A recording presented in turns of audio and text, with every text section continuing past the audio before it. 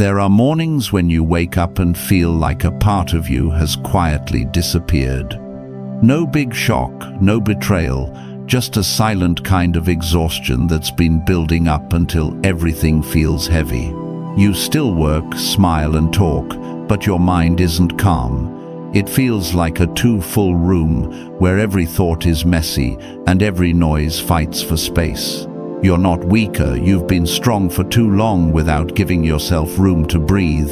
At some point you realize the scariest thing isn't failure, it's when you no longer feel anything. You sit in the same familiar room surrounded by the same things, but somehow everything feels distant. Time doesn't heal, like people say, it just passes, while you keep repeating the same patterns that drain you. I've been in that emptiness before, thinking rest would be enough, until I understood that the mind doesn't repair itself. It must be rebuilt. The Stoics knew this long ago. They didn't wait for life to calm down before learning to be calm. They practiced calmness so that they would still stand tall when the storm came. Marcus Aurelius once said, "The strong man is not the one who doesn't suffer, but the one who doesn't let suffering destroy him." I remembered that line on sleepless nights, when I realized that real strength doesn't come from resistance, but from acceptance and inner adjustment. Everything shifted when I stopped asking why things happened and started asking what I could do with what I had. I stopped trying to control others, stopped needing to win every argument, and stopped trying to prove I was fine. I began rebuilding from the most minor things. A slow breath, a morning without rush, a good act no one noticed. The Stoics called it discipline in silence. They didn't seek recognition, they did what was right, even when no one was watching. Every small habit became a brick in the foundation of the inner fortress. When I understood that, I stopped waiting for the world to change and began to rebuild myself. Peace isn't a reward, it's the result of living with intention day after day. Breathe deeply, slowly, feel your heart still beating. Today you don't have to be strong for everything. Just choose one small thing to do right and keep it. Because rebuilding your mind starts with what seems simplest yet hardest, learning to let go of what you can't control and giving your full energy to what you can. That's where the journey begins, with the first habit, focusing on what you can control. Habit 1. Focus on what you can control. Life changes its mind without asking for yours. One day, everything seems fine, plans collapse, someone misunderstands you, or a door shuts right as you reach it. The first instinct is to react, grab tighter, and fight against the flow of what's beyond your reach. But the more you struggle, the more strength you lose. The storm doesn't weaken, only you do, because you keep trying to control the direction of the wind. I used to be like that, believing strength meant forcing everything to go according to plan. But real power isn't about controlling the world, it's about controlling yourself. The Stoics called this the line between what we can and cannot control. Epictetus said, "Some things are up to us and some things are not." These are simple words, but if you live by them daily, they change everything. Most suffering doesn't come from what happens, but from wanting it to be different. You can't stop people from speaking badly about you. You can't make someone love you, and you can't control how things turn out after you've tried your best. But you can choose your response. You can keep your voice calm, your attitude respectful, and your actions right. And from that moment of choice, you begin to take back your power. I remember being harshly criticized at an old job. My first reaction was anger, defense, and the urge to correct myself. But then I sat still and asked myself, what part of this is within my control? I couldn't change others, but improve my work, keep my integrity, and let my actions speak. When I did that, something unexpected happened. I stopped feeling tired. I didn't need to win, I just needed to stay steady. And in that steadiness, real strength began to form. Each time you stop trying to control others, you reclaim a piece of your lost energy. Each time you choose response over reaction, you lay another brick for the fortress within. When the world around you is chaotic, the calm ones aren't detached. They understand what's worth letting go. If something frustrates you today, pause and ask if this is within my control. If it is, act with clarity. If it isn't, breathe and release it. Peace begins when you stop fighting what you can't control and focus all your effort on what you can. Once you know the limits of your control, you'll notice the opposite truth, that too many small, meaningless things have been taking up your mind without giving you anything in return. And that leads to the next Stoic lesson: letting go of what doesn't matter. Habit 2. Let go of what doesn't matter. One of the main reasons the mind becomes exhausted isn't because we do too much, but because we hold on to too much. Small things, careless words, passing looks all stick to us like dust little by little.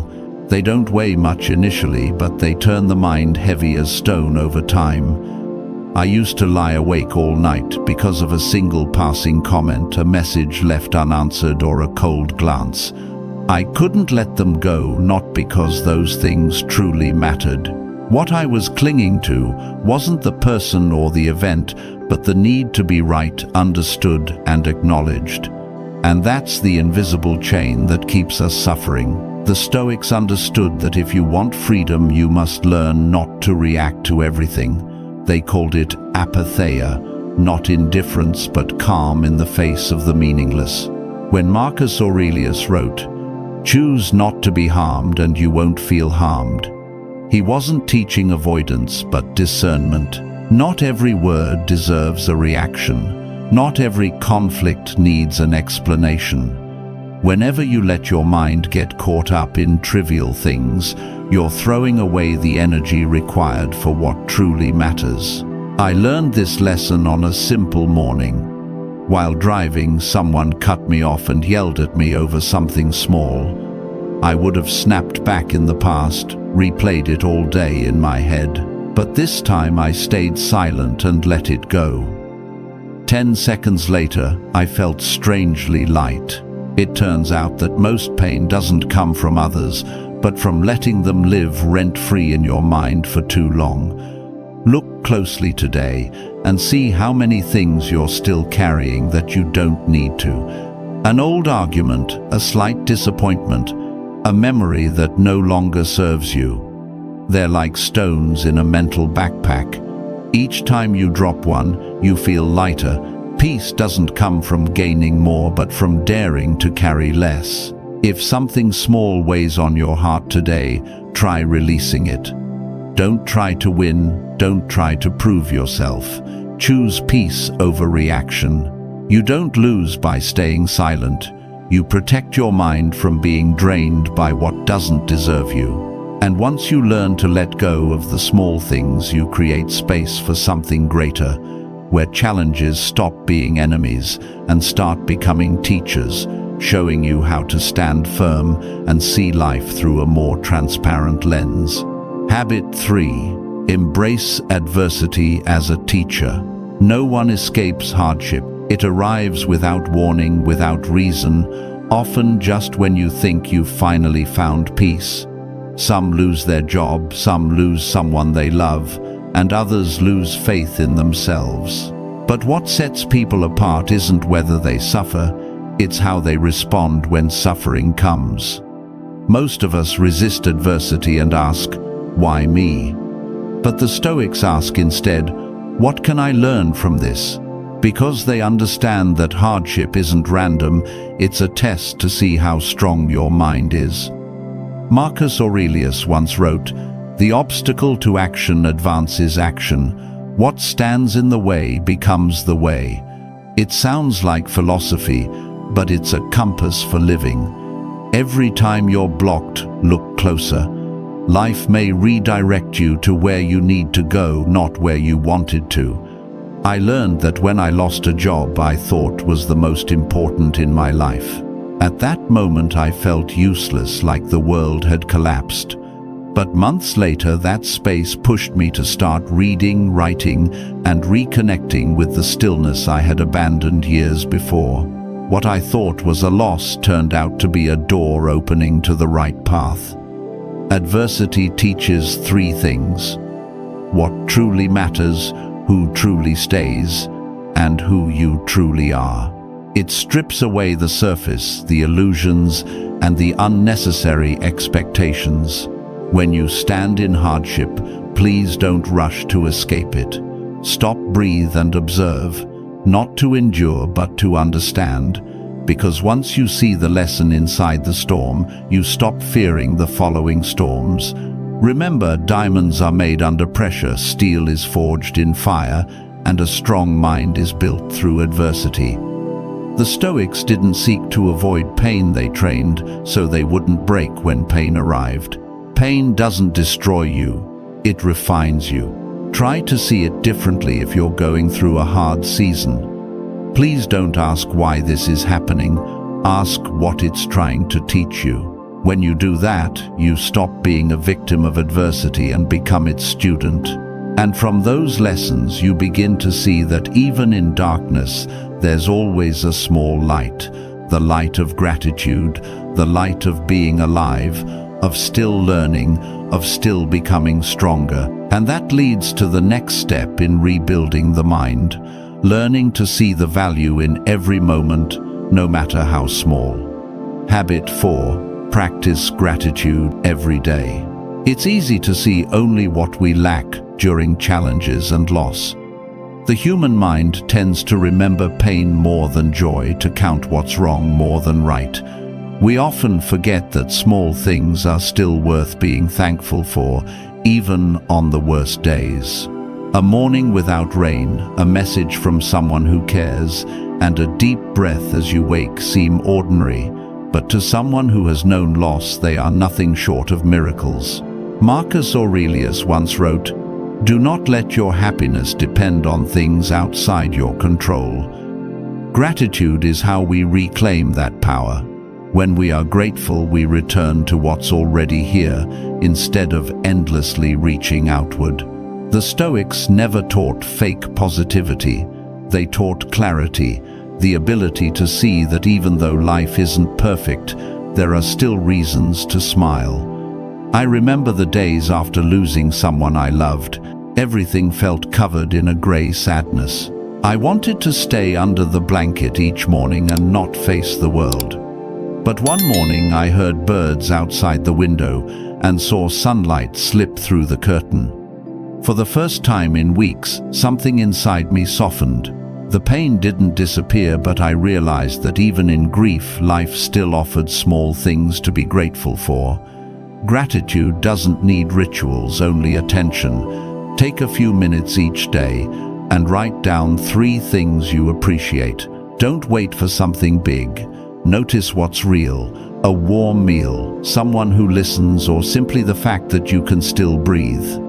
As you write, your mind shifts from scarcity to sufficiency, from frustration to stillness. When gratitude becomes a habit, the mind naturally finds its balance. You start comparing less, judging less, and getting angry less. Everything around you stays the same, but you change. And when you change, your inner world grows wider. If life isn't as you hope today, look around and find one small thing to be thankful for. It might be the person sitting beside you, or just the warmth in your hands. Because in those small, simple things you'll find the energy to keep moving forward. And when you can be grateful even on dark days, you'll understand what the Stoics always meant. Peace doesn't come after the storm, it comes within it when you notice what remains. When gratitude becomes as natural as breathing, you begin to see something we often forget. Stillness is the companion of strength. And it's only within that stillness that the mind can rest, recover, and truly see itself again. Top of form, bottom of form. Habit 5. Spend time in silence. We live in a world so loud that we rarely hear ourselves anymore. Phones buzz, messages ping, work piles up, notifications flash, all fighting for every second of your attention. And then one day you realize you've been living without being present in your own life. Everything runs on reflex. Wake up, work, react, push, burn out. There's no space between things anymore, but the Stoics understood that wisdom can't rise, and the soul can't stay strong when the mind isn't calm. To them, silence wasn't an escape, it was a place for the mind to rest and regain clarity. Epictetus once said, "It's not the noise outside that disturbs a person, but the noise within their mind." Simple, but it's a warning for our age. We need more information, more motivation, more advice. But what we really need is less. Less noise, fewer repeated thoughts, fewer automatic reactions. Only in silence can we hear the truth beneath it all, the voice buried under everything else. I once tried something small. Each morning I'd sit quietly for 5 minutes. No music, no phone, no plans. Just breathing and looking out the window. At first it was uncomfortable. My mind jumped like a restless monkey wanting to check, do and move. But after a few days, something shifted. I wasn't as tense. The old worries still came, but they no longer dragged me with them. Silence taught me something no book ever could.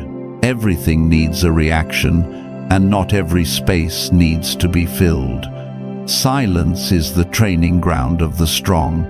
It's where you learn to observe instead of react, to understand instead of judge.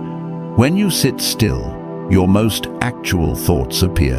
Sometimes fear, sometimes dreams, sometimes the truths you've been avoiding. But only by seeing them can you begin to understand yourself. Marcus Aurelius wrote his thoughts in silence every morning, not for others to read, but to speak with his own mind. If you feel exhausted, don't push harder, stop. Give yourself 5 minutes of silence, not to think, but to be. You don't need to meditate ideally or follow complex techniques, just be present. Over time, that silence becomes your foundation, a place you return to whenever the world grows too loud. Silence isn't running away from life, it's preparing to live it on steadier ground. Every decision becomes clearer when you know how to pause, observe, and hold back your reaction. And in that stillness you realize time isn't just something passing by, it's something you're living with. That awareness opens a more profound truth. Life is short, and every moment deserves to be noticed before it quietly slips away. Habit 6. Remember that you will die. Most people live as if they'll live forever. They postpone what matters, delay their apologies, and even postpone living honestly. They believe there will always be someday, a day to start change and love the right way. But someday is never promised. The Stoics called this memento mori, remember that you will die. Not to create fear, but to awaken clarity. This is to remind you that time isn't something you can store. It's a river that keeps flowing, and every breath you take is part of a limited stream. Seneca once wrote, "It's not that we have too little time, but that we waste much of it." That line cuts through the illusion of permanence. Death isn't something waiting at the end of life, it walks beside us every day. Each passing moment is one we will never have again. Understanding that doesn't make life darker, it makes it brighter. When you realize everything can be lost, you live more deeply, accurately, and with more gratitude. I remember standing by a friend's hospital bed once. He was young, strong, and his body began to fade within months. When asked if he was afraid, he smiled and said, "I just regret living like I had endless tomorrows." That sentence has stayed with me for years. Since then, I've seen every morning as a once-in-a-lifetime chance, every conversation as if it could be the last. I'm still imperfect, but I live more awake. Memento mori doesn't tell you to be pessimistic. It teaches you to be wise. When you remember death, you stop wasting time on anger, envy, and comparison. You start spending it on love, understanding, and purpose. The Stoics didn't fear death because they knew that never having truly lived was terrifying. Try beginning tomorrow with this question: if today were my last day, how would I live? You could speak less, listen more, forgive quicker, or finally do what you've been afraid to do. When death becomes a mirror, it shows you what really matters. You start letting go of what's useless, cherishing small moments, and living as if every minute counts. Remembering that you will die doesn't destroy your peace, it makes peace real. Because once you know everything is temporary, you stop trying to control it all. You let life happen, give your best, and then release. And in that release, fear loses its power over you. You become free from delay, meaningless worry, and the need to please the world. When you live with the awareness of death, you're not haunted by it, you're guided by it. You begin to see time as a gift, not an enemy. And from that awareness, you start shaping your life around what truly matters, the inner values that remain even when everything else fades away. Habit 7. Live true to your values. This world is filled with millions of voices, all speaking at once. They tell you what to do, what to think, and how to live. If you're careless, you'll carry those voices and live someone else's life without noticing. Then one day you'll look back and ask yourself, who am I really? The Stoics believed that strength doesn't come from living by others' standards, but standing firm in your chosen values, even when the world goes the other way. Marcus Aurelius once wrote, "If it is right, do it. If it is true, say it. Leave the rest to others." That is the principle of integrity, doing what's right, not what's easy. But to live that way, you must first know what's right for you. Values aren't taught, they're chosen. They're the compass that keeps you steady through the storm of opinions, through moments of confusion when no one stands beside you. I went through a phase when I just wanted to be liked. I said what people wanted to hear, agreed with everyone, and avoided conflict. But the more I did, the emptier I felt. One day I realized that I walked further away from myself every time I said something untrue. From then on, I started speaking less, but every word I spoke was real. Not to prove anything, but to stop betraying who I was. I lost a few people, but found something more valuable: self-respect. And once you have that, no one can take it from you. Living true to your values doesn't mean being rigid or perfect. It means being honest with yourself, even when no one's watching. It means knowing when to say no, even if it leaves you alone. It means admitting your mistakes, even when it hurts. It means choosing the right thing, not for reward, but because it's the only way to sleep peacefully at night.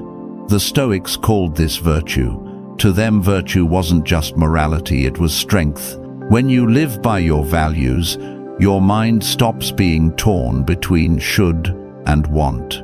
You no longer play roles, guess what others think, or chase approval.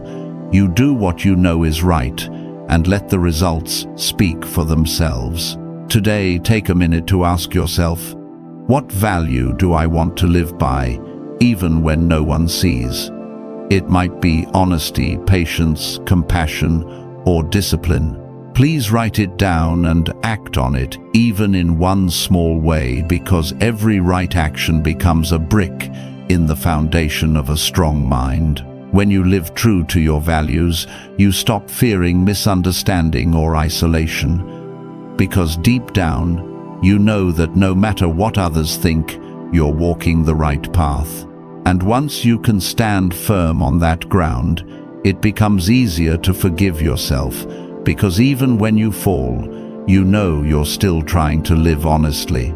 Habit 8. Accept and forgive yourself. No one walks through life without making mistakes. But some people, even after time has passed, remain trapped inside their own regrets. They replay old conversations, blaming themselves for what they said or didn't do. They think that if they could go back, they would fix it. But the truth is, no one can go back. What breaks a person isn't the mistake itself, but the inability to forgive themselves. The Stoics understood that the greatest enemy of the mind isn't out there. The voice inside keeps repeating, "You're not enough." Epictetus once said, "It's not what happens to you that upsets you, but how you interpret it." When you make a mistake, it isn't to deny or hide from it, but to face it honestly. Ask, what did I learn from this? Accepting your mistakes doesn't weaken you, it's the beginning of growth. Forgiving yourself doesn't mean excusing your actions, it means stopping the endless punishment for something already done. I've been there when one wrong decision made everything collapse. I lost opportunities, people, and most of all, trust in myself. I lived as if carrying a debt that could never be paid. But one night I sat down and wrote out everything I regretted, line by line. Then I added a final sentence. I did my best with what I knew at the time. When I finished, I felt lighter, not because my mistakes were erased, but because I accepted that I'm human, learning, failing, improving. And from that acceptance I could finally begin again. The Stoics never aimed to be perfect. They aimed to be honest in looking at their darker sides without running away. Marcus Aurelius reminded himself each morning, "Today I will meet the rude, the ungrateful, the arrogant, and sometimes I will be one of them." That wasn't pessimism, it was awareness. It reminded him that mistakes are part of being human, and forgiveness is the only way forward. If you carry an old wound, don't try to bury it. Look at it, name it, and tell yourself, I'm learning to fix, not to punish. Forgiveness doesn't erase the past, it opens the door to the present. When you stop fighting yourself, the energy once spent on guilt becomes strength for change. Remember, no one truly moves forward while still hating themselves. To build your inner fortress, the first foundation must be kindness toward yourself. Resilience isn't born from harshness but compassion, which lets you begin again. And once you learn to forgive yourself, failure no longer scares you, because you know that no matter how many times you fall, you can rise again. And when that fear fades, you're ready to face anything, even the darkest possibilities life might bring. Habit 9. Always ask, what's the worst that could happen? Fear is a silent thief. It doesn't shout, but it quietly drains your peace. Fear of failure, fear of judgment, fear of loss, fear of starting over, all of these keep you frozen, even though the road ahead has never been truly closed. The Stoics never tried to erase fear. They faced it with clarity. They looked at what made them tremble and asked a straightforward question. What's the worst that could happen? That question doesn't make life easier, but it makes it clearer. When you write down the worst-case scenario, you realize that most of your fears are just exaggerated images.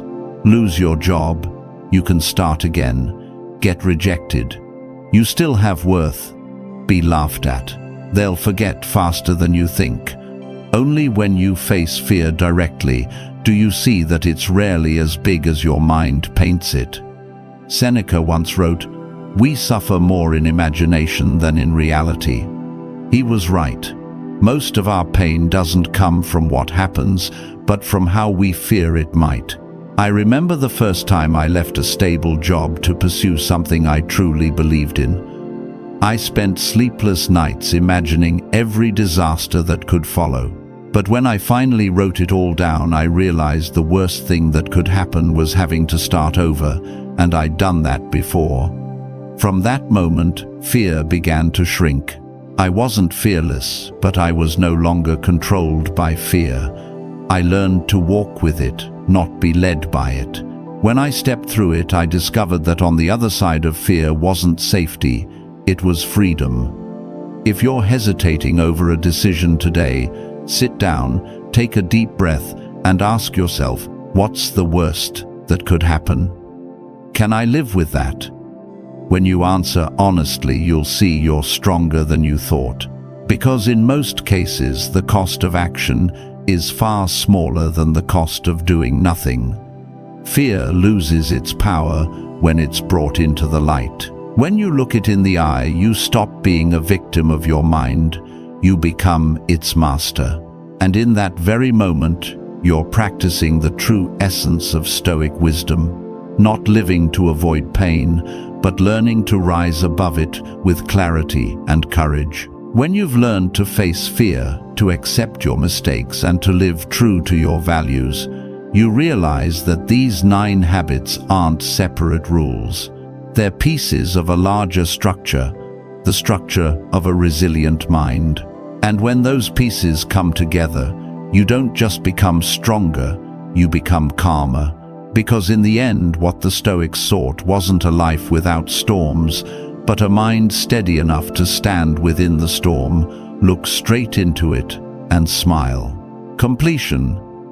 Building the inner fortress. The 9 Stoic habits aren't 9 techniques to change your life. There are 9 stones within your mind for rebuilding a fortress, a place no one can enter or steal your peace from. When you learn to focus on what you can control, you begin to draw your power back from the world and place it where it belongs, in your own hands. You create space for stillness and clarity when you learn to let go of what doesn't matter. When you choose to face adversity as a teacher, you turn pain into lessons and failure into the foundation of growth.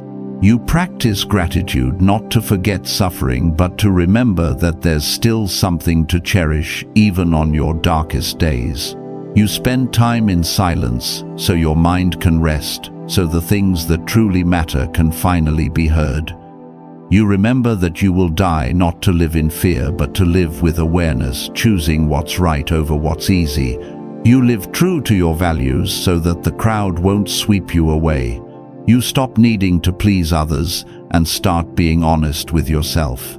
You learn to accept and forgive yourself, not to excuse your mistakes, but to use them as steps toward becoming wiser.